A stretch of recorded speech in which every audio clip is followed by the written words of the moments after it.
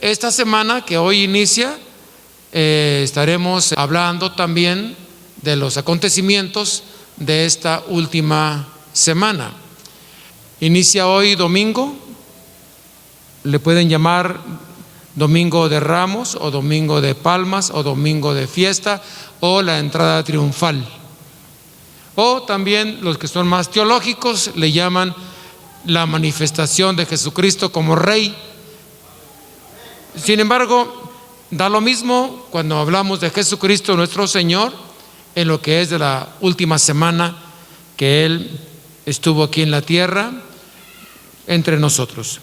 Y termina esta semana el próximo domingo, que es el domingo de ¿qué le llaman? De resurrección, que es cuando nuestro Señor resucita, y después que resucita dura 40 días aquí en la tierra manifestándose a los discípulos y a mucha gente, y después de los 40 días pues ya parte al cielo. Él lo dijo de esa manera, ¿verdad? Dijo: dentro de un poquito ya no me verán, y a donde yo voy no podrán ir ustedes. Yo vine con mi Padre y ahora regreso de donde Él me envió. Y bueno, se cumplió todo lo que Él dijo, ¿verdad?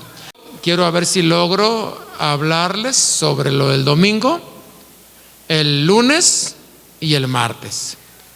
Que ustedes se den cuenta lo que pasó el domingo, lo que pasó el lunes y lo que pasó el martes.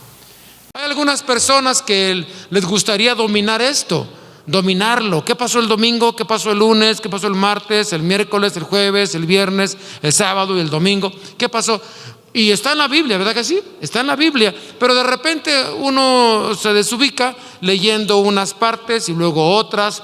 Pero si usted se pone a hacerlo, a estudiarlo, se va a dar cuenta efectivamente qué pasó cada uno de estos días.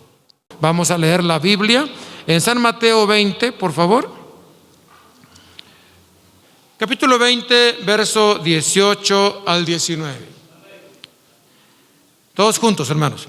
He aquí, subimos a Jerusalén, y el Hijo del Hombre será entregado a los principales sacerdotes y a los escribas, y le condenarán a muerte, y le entregarán a los gentiles para que le escarnezcan, le azoten y le crucifiquen, mas al tercer día resucitará. Muy bien, dijimos que hoy vamos a hablar de lo que pasó el domingo, de lo que pasó el lunes y el martes. Entonces comenzamos y hemos leído el pasaje de Mateo, donde el Señor viene de Galilea, va pasando por todas las regiones, ya pasó por Samaria. En Samaria lo rechazaron, no lo dejaron entrar, y llegamos aquí donde Jesús ya está próximo a entrar a Jerusalén, y les dice, miren, verso 18, he aquí, subimos a Jerusalén, y el Hijo del Hombre será entregado a los principales sacerdotes y a los escribas, y le condenarán a muerte. El anuncio es un mensaje profético que el Señor está diciéndoles lo que iba a pasar. Estoy diciéndoles que me van a matar, les estoy diciendo que me van a crucificar. ¿Y quién lo va a hacer? Los principales sacerdotes. ¿Quién lo va a hacer? Los principales escribas. ¿Quiénes van a ser? Los principales fariseos. ¿Quiénes son ellos? En primer lugar, los sacerdotes eran los dirigentes de la religión, los dirigentes del pueblo en cuanto a la religión. Y en aquel tiempo, religión y política estaban unidos, religión y gobierno estaban unidos. Luego se habla aquí de los fariseos, se habla de los escribas. ¿Quiénes son los fariseos? Los fariseos pertenecían a una digamos, denominación judía, pero muy estricta, puritana. Sí, eran personas extremistas en cuanto a las cosas de practicar la vida como judío, como un buen judío que practicaba su religión. Luego también más adelante vamos a hablar de los saduceos. ¿Quiénes son ellos? Otro grupo o una denominación de saduceos que ellos también practicaban su religión, su vida como judíos, pero ellos lo hacían digamos con un poquito distinto que los fariseos, pero eran de los mismos, ¿verdad? Luego vamos a hablar de los herodianos, que eran también una religión, pero se cargaba mucho a la política. Apoyaban mucho a Herodes y eran personas muy dados a mezclar la política con la religión, y querían siempre poner más en alto a la política o al gobierno que la religión. Encontramos pues estos detalles o estos puntos en estas personas, y Cristo les dice: me van a entregar a ellos. Ellos, los escribas, ellos, los conocedores de la ley, los sacerdotes, eran los que tomaban decisiones en cuanto a las cosas que pensaban que Cristo cometía como errores conforme a la religión. Por ejemplo, ¿cuántas veces violó Jesucristo el día de reposo? Muchas. Por ejemplo, sanaba en día de reposo, estaba prohibido, ¿sí? O lavarse las manos o no lavárselas. ¿Se acuerdan que también estaba eso, que una persona no podía acercarse a comer si no sé qué? Y Jesús también no se las lavaba, ¿verdad? Bueno, usted no vaya a decir: ya no me las lavo, no, claves, pero todavía. Y entonces, y violaba cosas que no hay que ahorita meternos en esto, pero fue una de las causas por qué lo crucificaron también, hablando de los escribas, fariseos y saduceos. Pero también le hablaban con respecto a que él hacía reuniones. A esas reuniones se le llamaban sediciones, o manera de cómo alterar el orden para ir en contra del gobierno romano. Así que ahí entraban en acción los herodianos y todas las personas que tenían que ver con el gobierno o con la política. Pero entonces, al terminar el versículo 19, dice: y le entregarán a los gentiles. ¿Por qué dice esto? Bueno, porque los escribas, los fariseos, los herodianos, se lo entregaron a Herodes y a Pilato. Y Pilato no era judío, Pilato era gentil. Herodes no era judío, era gentil. Por tanto, les entregó los fariseos, los saduceos, los escribas, lo entregaron a los gentiles, a los gobernantes gentiles. Y luego dice: ellos le azotarán, que en verdad así aconteció, azotarán al Hijo del Hombre, le escarnecerán, o sea, se burlarán de él. Usted recuerda cuando los soldados le ponían un manto, ¿verdad? Un manto en la cabeza, en la cara, y luego lo golpeaban. ¿Se acuerdan de eso? Y luego que lo golpeaban, le quitaban el manto y decían: adivina quién te pegó, y se burlaban de él, escarneciéndole, ¿verdad? De esa manera, burlándose del Señor. Y luego le pusieron una corona de espinas, los soldados, una corona de espinas, le pegaban con la vara en las espinas y se clavaban más las espinas, se clavaban más en la cabeza. Todo ese escarnecimiento que estaban haciendo con el Señor, lo azotaron. Dice: y por último, dice el Señor: me van a crucificar, mas al tercer día voy a resucitar. Si estamos aquí, hermanos, es por la resurrección de Cristo. Porque dice San Pablo: si Cristo no hubiera resucitado, somos los más dignos de conmiseración. ¿Por qué? Bueno, porque Cristo murió como todo un ser humano y no resucitó. Pero como sí resucitó, somos los más dignos de ser tenidos como hijos glorificados en Cristo Jesús. Así que, amados hermanos, esto es el momento que estamos anunciando, que Cristo dice lo que le va a pasar. Cristo dice lo que le va a suceder, y a eso nos vamos a dedicar, a hablar desde el domingo hasta el próximo domingo lo que va a suceder. Comenzando con hoy domingo.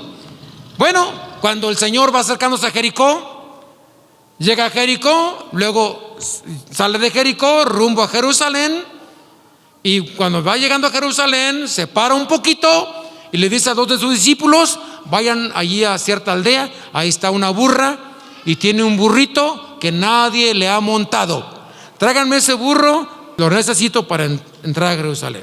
Se lo trajeron y subió en el burro, le pusieron mantos, se subió ahí y empezó a entrar a Jerusalén, cumpliéndose la profecía que dijo: he aquí tu rey viene montado en un ¿qué?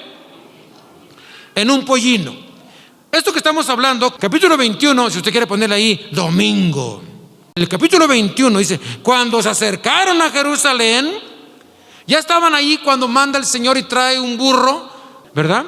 Verso 5, Dice: decida la hija de Sión, he aquí tu rey viene a ti, manso y sentado sobre una asna, sobre un pollino, hijo de animal de carga.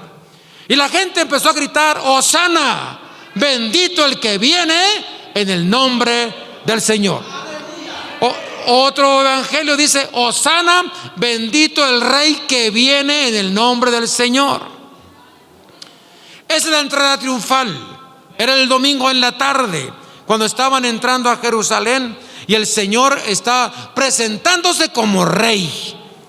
El rey que había sido rechazado todos los días anteriores durante los 3 años pasados, ahora quieran o no quieran, vengo aquí como rey. Y llega allí, hace la fiesta, todos asombrados, todos viendo el espectáculo, como el Señor traía multitud de gente. Pero entonces, aquí estamos viendo que el Señor entra a Jerusalén el domingo en la tarde. Ahí entra triunfante y gozoso de esta situación. Pero si nos vamos a Marcos, y aquí voy a llevarlo a que se meta conmigo a este punto. Capítulo 11 está diciendo lo mismo de capítulo 21 de Mateo. Cuando se acercaban a Jerusalén, capítulo 11 de Marcos, póngale ahí domingo, que es donde lo mismo que leímos en Mateo, ¿verdad? Y ahí dice: bendito, verso 9, bendito, hosana, el que viene en el nombre del Señor, bendito el reino. Verso 10, bendito el reino de nuestro padre David, que viene, hosana en las alturas. Y entró Jesús en Jerusalén y en el templo, y habiendo mirado alrededor todas las cosas, como ya, ¿qué dice? Ya anochecía, así que entró triunfante en la tarde, entró a Jerusalén, y como ya anochecía, ¿qué hizo el Señor? Se fue. Toda la semana Él iba y venía a Betania. Al día siguiente salía de Betania y venía a Jerusalén. Anochecía y se iba a Betania. Y así toda la semana estuvo yendo y viniendo. Así que anochecía y se fue de Jerusalén a Betania. Terminó el domingo. Terminó con la entrada triunfal.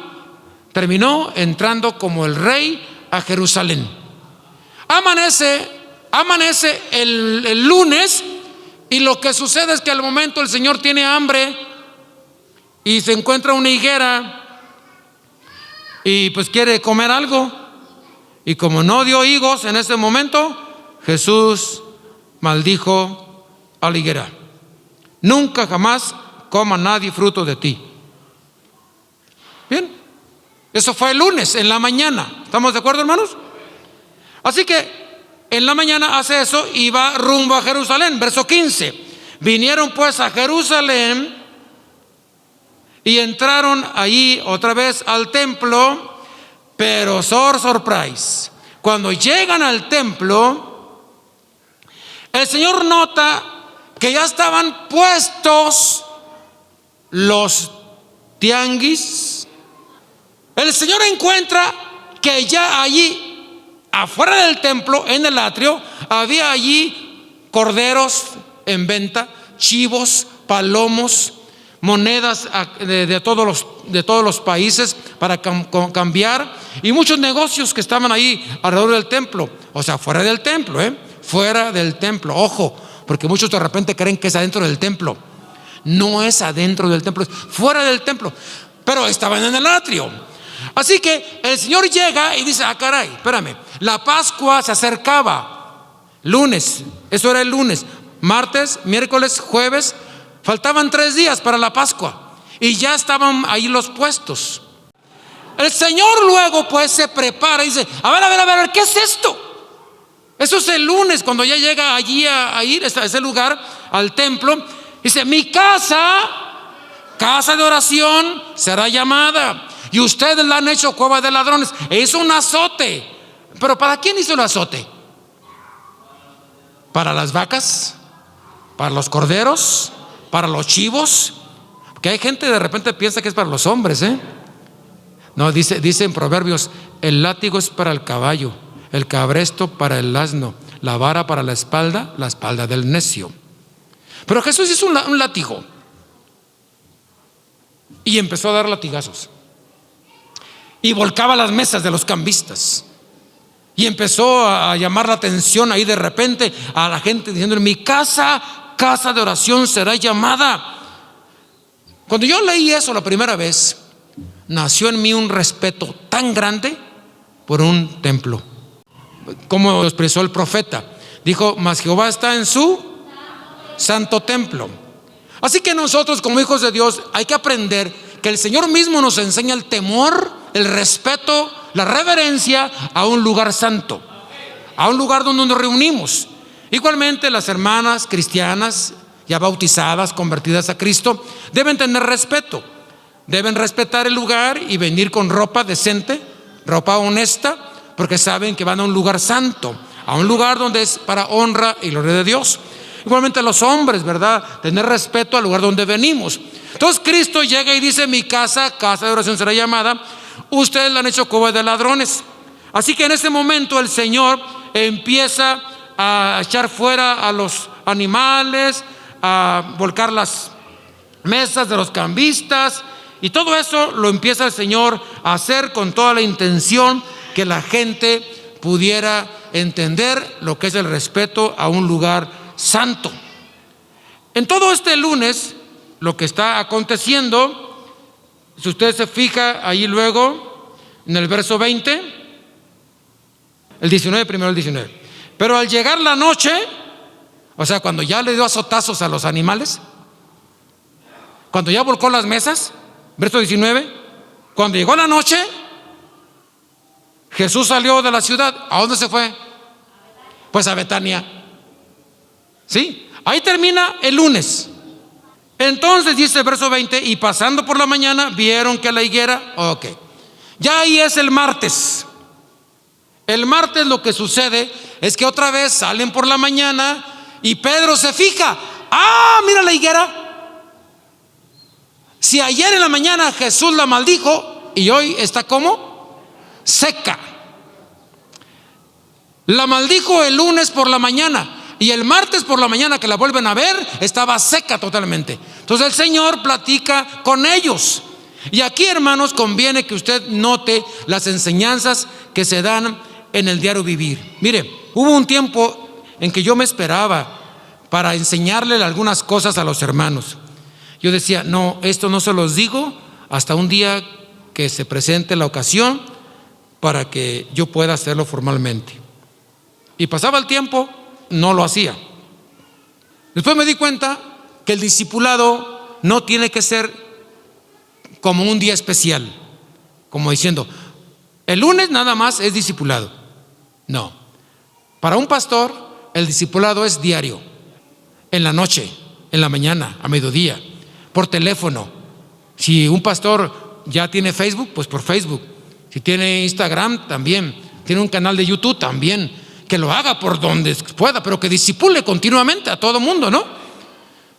Pero el asunto es que el pastor va a discipular día y noche, continuamente, donde se ofrezca, donde se preste la oportunidad. Y así pasó con Jesús. Véalo. Era por la mañana del martes y el Señor les empieza a hablar de fe. Les habla de la fe en el verso 22.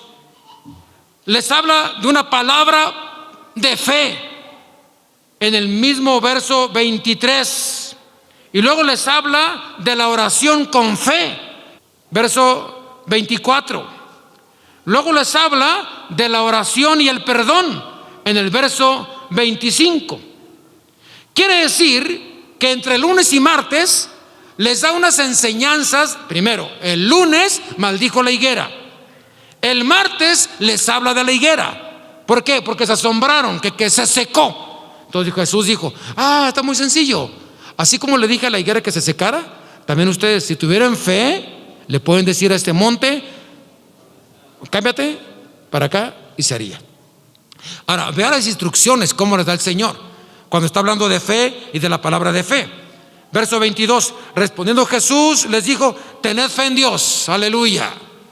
Y luego el verso 23 dice: porque de cierto os digo que cualquiera que dijere. ¿Dice que pensara? ¿Dice que pensara o que diga? O sea, cuando tú estás orando, debes soltar ¿qué? La palabra. No, si el Señor sanara a mi hijo, si lo sanara. Pero no lo habla, nomás lo piensa. Si lo sanara. No, aquí dice que lo diga. ¿Captan eso, hermanos? Que lo diga, no que lo piense, que lo diga. Que hable la palabra, que la diga por fe y con fe. Dice claramente: y porque de cierto os digo que cualquiera. ¿Que no le da gusto que no dice aquí puros pastores o puros ministros? No dice pastores y líderes, no dice cualquiera. Usted no piense así: oh, si yo un día me pudiera casar, una boda excelente que tuviera. No, dígalo así, voz en cuello: me quiero casar en tal fecha, en tal ocasión. Pero dígalo por fe. Que lo dijere a este monte. Y luego pasa usted más adelante, dice en el verso mismo: y no dudare en su corazón, sino creyere que será hecho lo que dice. Lo que dice. Y luego dice: lo que diga le será ¿qué? Hecho. Esto es decir la palabra de fe. Hablarla, decirla, no nomás pensarla, decirla. Señor Jesucristo, quiero que el próximo mes me aumenten el sueldo. Lo que usted pida, lo que usted diga, dice el Señor, nomás dilo, creyendo. Pero luego le añade aquí, en la misma enseñanza que está dando el Señor, sobre lo que es la oración con fe. Verso 24: por tanto os digo que todo lo que pidieres orando, creed que lo recibirás. ¿Y qué? Y os vendrá. Crean que lo van a recibir. Y luego ya el número 4 es el verso 25: y cuando estés orando, perdona. Cuando estés orando, perdona. De hecho, el Padre Nuestro así nos dice, ¿no? Dice: y perdona nuestras ofensas, como también nosotros perdonamos a los que nos ofenden. Cuando usted esté orando, perdónele a su hermano, a su hermana, a su tío, a su abuela.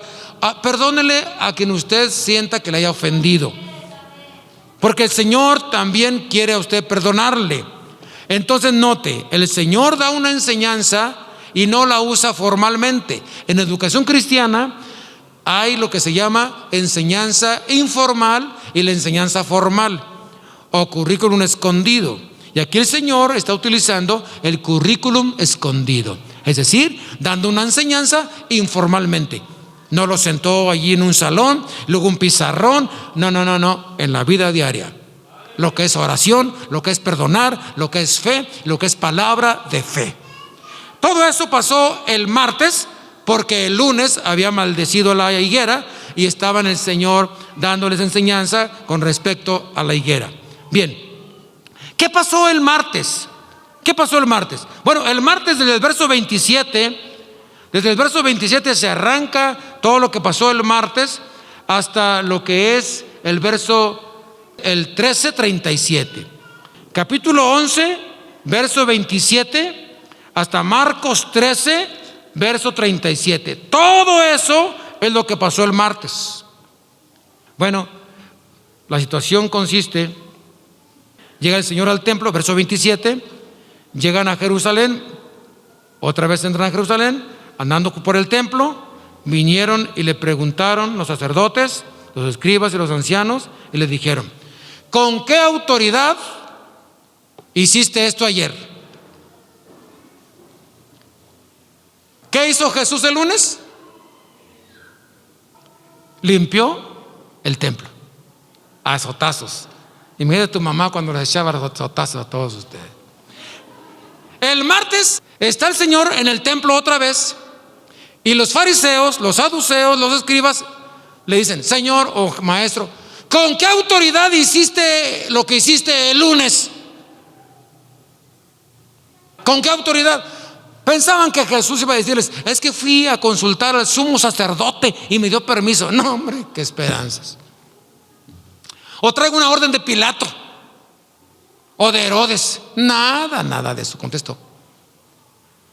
Los sacerdotes decían: ¿con qué autoridad hiciste eso ayer? Que agarraste el azote y tiraste a las mesas de los cambistas, hiciste todo. ¿Con qué autoridad? En el templo. Jesús en ese momento ni era sacerdote, ni era levita, pero él tenía una autoridad. ¿Quién se le dio? ¿Quién? Dios. Estoy hablando de Marcos 11, verso 28. Y le dijeron: ¿con qué autoridad haces estas cosas? ¿Y quién te dio autoridad para hacer estas cosas? Pero el Señor, cuando le hicieron esta pregunta, contesta con otra pregunta. Le dice: muy bien, voy a contestarle la pregunta que me están haciendo, pero primero contéstenme esta. ¿El bautismo de Juan era de Dios, del cielo, o era de los hombres de la tierra? Y platicaron entre ellos mismos, los saduceos, fariseos, escribas, decían: si decimos que es del cielo, va a decir, ¿por qué no le creyeron? Y si decimos que es de la tierra, tenemos a los judíos y nos van a apedrear. O nos agarran a pedradas, o van a decir, ¿por qué no le creyeron? No sabemos, Señor, no sabemos. ¿No saben? No, pues ni yo tampoco les digo con qué autoridad hago estas cosas. Esto ya es el martes, lo que está sucediendo el martes ahí entre ellos. Pero luego pasamos al capítulo 12, ¿sí? Y entonces les pone una parábola a los sacerdotes, a los escribas y fariseos. Les pone una parábola hablándoles de un padre de familia, de cómo es que el padre de familia manda a personas a cuidar lo de su viña, y es comparándola con Dios, que manda profetas, ¿sí? Esta parábola del padre de familia dice luego en el versículo 7: mas aquellos labradores dijeron entre sí: este es el heredero, venid, matémosle, y la heredad será nuestra. Como pasó con los profetas, algunos mataron, algunos los corrieron, los desterraron. Mandó a su hijo, y a su hijo lo mataron, o sea, a Jesucristo. Se enojaron mucho los fariseos, porque sabían que lo decía por ellos, entendían que lo estaba diciendo por ellos con respecto a nuestro Señor. Luego se va usted al versículo 12:13, y estamos viendo allí el tributo, sobre todo los herodianos, que eran los principales que estaban tratando de agarrar a Jesucristo en alguna jugada. Fueron y le dijeron: maestro, ¿está bien pagar el IVA o no? Y Jesús les dice: a ver, enséñenme una moneda.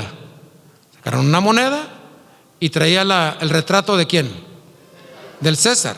Y luego traía la escritura, la leyenda, ¿verdad? Que estará allí, de Roma. Muy bien, ¿de quién es esa figura? Del César. Bueno, pues denle a César lo que es del César, y a Dios lo que es. O sea, cómo el Señor aprovecha para dar las enseñanzas, ¿verdad? Ahí los agarró en cortito. A los que no diezmaban, ahí les puso una buena, ¿verdad? Denle a César lo que es del César. O sea, el IVA, páguenlo. Y a Dios, ¿qué le van a dar a Dios? El diezmo. Oiga, ¿no estará bien también hacerlo igual como el IVA? ¿Cómo ven si le hacemos igual? ¿O nos seguimos ateniendo a la fe de ustedes? Que su fe es muy pequeñita, pues no lo va a lograr. Pero Cristo da la enseñanza: denle al César lo que es del César, o sea, paguen el IVA, 16%, dénselo, y a Dios denle el 10%. De esa manera cayó a los herodianos. Eso está en el verso 13. Y le enviaron algunos de los fariseos y de los herodianos. Ya les dije a ustedes que los herodianos eran más políticos que religiosos, y los fariseos sí eran más religiosos que los demás. Luego pasamos al verso 18 y se habla de la resurrección. Ahí enfrentó a los saduceos. Entonces vinieron a él los saduceos. Los saduceos se caracterizaban porque no creen en la resurrección, no creen en sueños, no creen en visiones, no creen en revelaciones, no creen en ángeles, no creen en nada espiritual. Y lo agarraron cortito al Señor. Dijo: Señor, tú hablas de la resurrección, ¿verdad? Sí. A ver, vamos a ver. Hubo un hombre entre nosotros que se casó y no tuvo hijos, y se murió. y la mujer quedó viuda. La mujer se vuelve a casar y tampoco tuvo. Y luego con el otro, luego con el otro. ¿Cuántos tuvo? 7 maridos tuvo. A ver, Señor, en la resurrección, ya estaban así los saduceos. Ay, aquí te vamos a agarrar bien cortito. En la resurrección, dice que va a haber resurrección. A ver, vamos a ver. ¿De cuál de los 7 será la esposa? Van a estar así ya filosos los saduceos. Aquí torció. No. Entonces respondiendo Jesús les dijo: no erráis por esto, porque ignoráis las escrituras y el poder de Dios. Porque cuando resuciten de los muertos, ni se casarán, ni se darán en casamiento, sino serán como los ángeles que están en los cielos. Les contestó sabiamente. Así que les ganó a los herodianos y fariseos, les ganó a los saduceos. Todo esto está pasando, ¿qué día? El martes. Luego, en el mismo martes que habló del tributo, la resurrección, llegamos al versículo 28 y ya habla del gran mandamiento. Aquí ya fueron los escribas. Dice: acercándose uno de los escribas. ¿Quiénes eran los escribas? Los escribas eran los teólogos de aquel tiempo. Los escribas eran los intérpretes de la ley, los conocedores de la ley. Un conocimiento pero tremendo que tenían. Y entonces le preguntan al Señor, para agarrarlo en alguna jugadita aquí: a ver, Señor, ¿cuál es el primero y gran mandamiento? Óigame, ¿un escriba se sabría de memoria eso, sí o no? Fácil, hasta ustedes, ¿verdad, hermanos? ¿Qué dice Deuteronomio 6? Dice: el primer mandamiento: oye Israel, el Señor nuestro Dios uno es, y amarás al Señor tu Dios con todo tú, con toda tú, con todas tus, con toda tu alma. Y entonces, ¿cuál es el gran mandamiento? Y el Señor le contesta: el primero y gran mandamiento es este: amarás al Señor tu Dios con toda tu mente, con todas tus fuerzas, con toda tu alma. Y luego dice: y el segundo es semejante a este: y a tu prójimo como a ti mismo. De ahí nos pasamos al 35 hasta el 39. Y ahí estamos viendo una situación que se da entre lo que es la revelación y el conocimiento. Dice: enseñando Jesús en el templo, decía: ¿cómo dicen los escribas que el Cristo es hijo de David? Porque el mismo David dijo por el Espíritu Santo: dijo el Señor a mi Señor.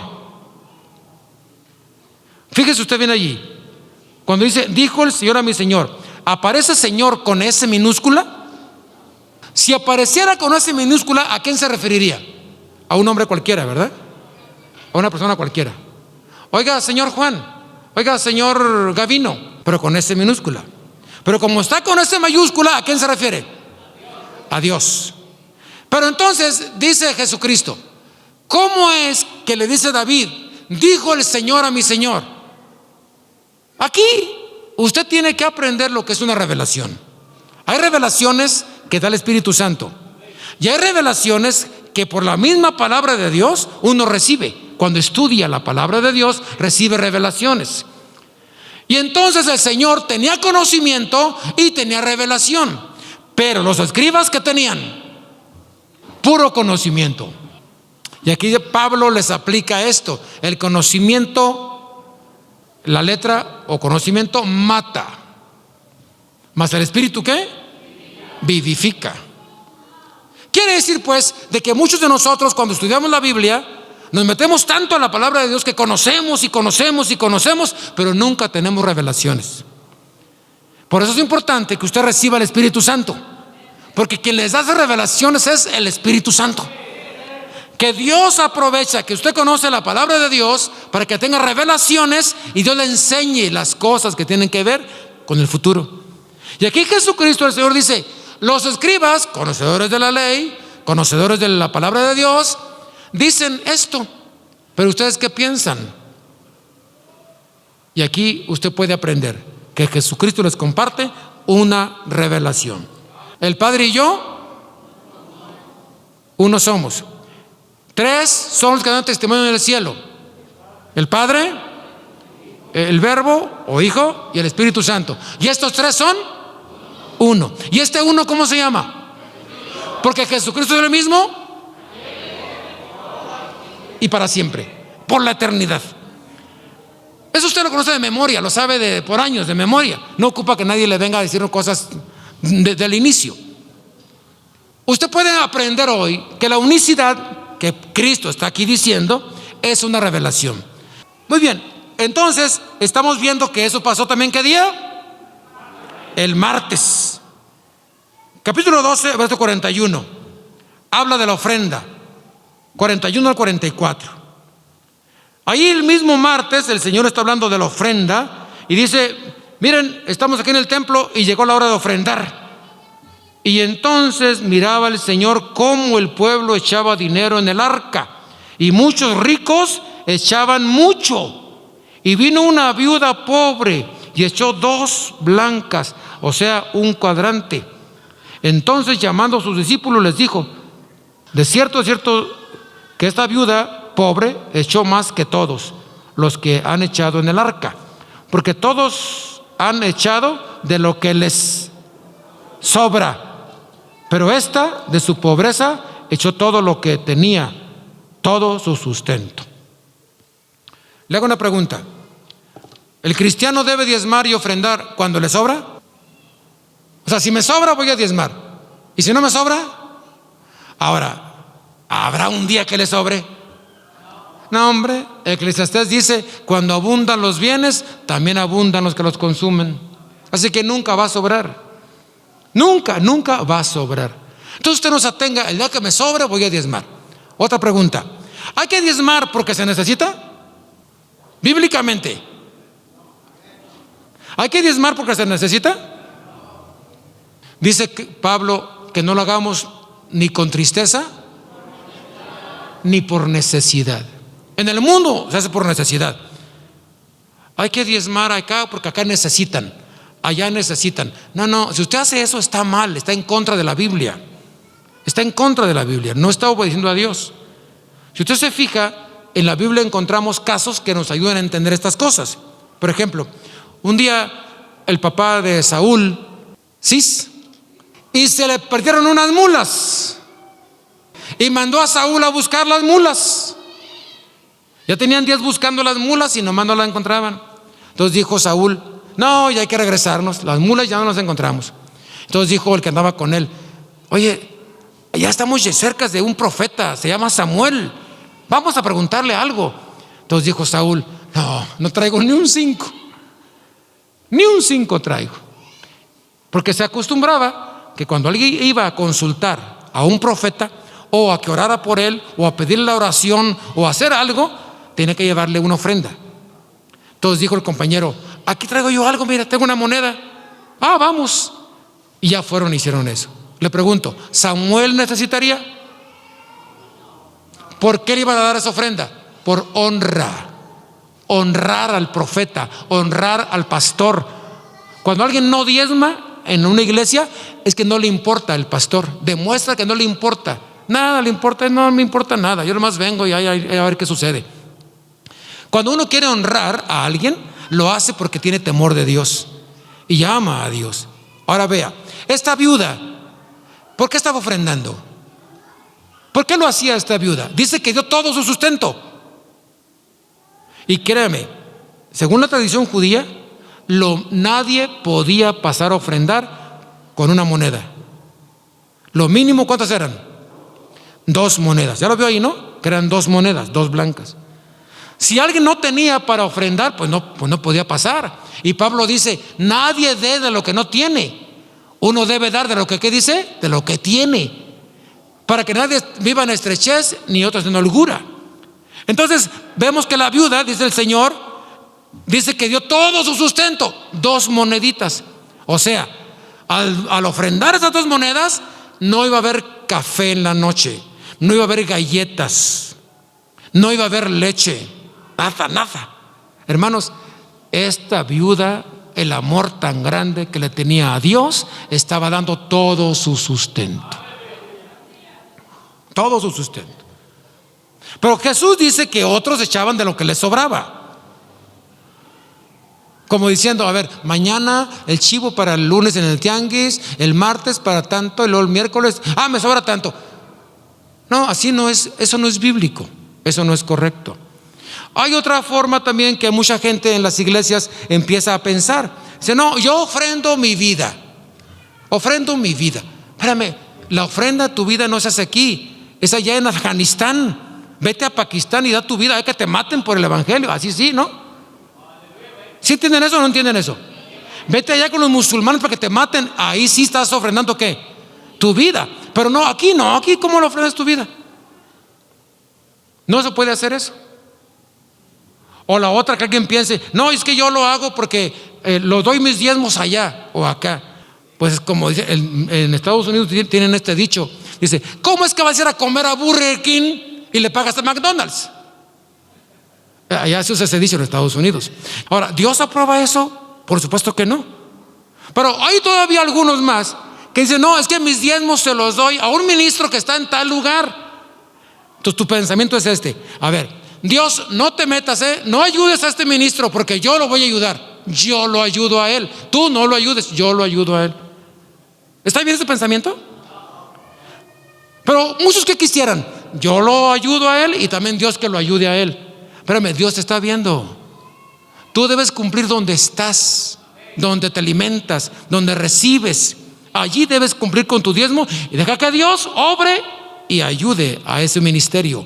Lo multipliquen más, ora por ellos. Cuando vengas aquí a diezmar, vente orando así: Señor, bendice a ese ministerio en tal parte. O cuando ore en su casa, hágalo.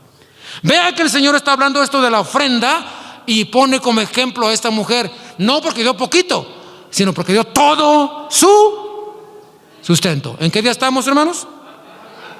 Todavía estamos en el martes. Pasamos al verso 13, capítulo 13, del 1 hasta el 37. Todo eso pasó del 13:1 al 37 en un discurso que se llama el discurso del Monte de los Olivos. Ahí son puras profecías que el Señor dice, hablando allí sobre el templo, la ciudad de Jerusalén, que no quedará piedra sobre piedra, que no será derribada. Años 70 se cumplió la profecía, cayó Jerusalén con todo el templo, fueron destruidos. El Señor habla de la gran tribulación, verso 14 hasta el 22 a 23, habla que vendrá una tribulación, habrá pestes, habrá terremotos, habrá hambres. Luego habla de la venida de Cristo, el regreso que viene en gloria. Verso 26, entonces verán al Hijo del Hombre que vendrá en las nubes con gran poder y gloria, y entonces enviará a sus ángeles y juntará a todos los hermanos que se reúnen en la iglesia Mariano Otero. Y pone la parábola de la higuera, dice: aprendamos de la higuera, cuando vean que florece, ya el tiempo está cerca. Y termina el discurso de los olivos diciendo la situación que se da con respecto a estar listos. Verso 35, velad pues, porque no sabéis cuándo vendrá el Señor de la casa, si al anochecer, o a la medianoche, o al canto del gallo, o a la mañana. O sea, Cristo va a venir porque va a venir. No se sabe a qué horas, pero de que viene, viene. ¿Cuántos están listos? ¿Cuántos están listos para irse con el Señor? De que viene, viene el Señor.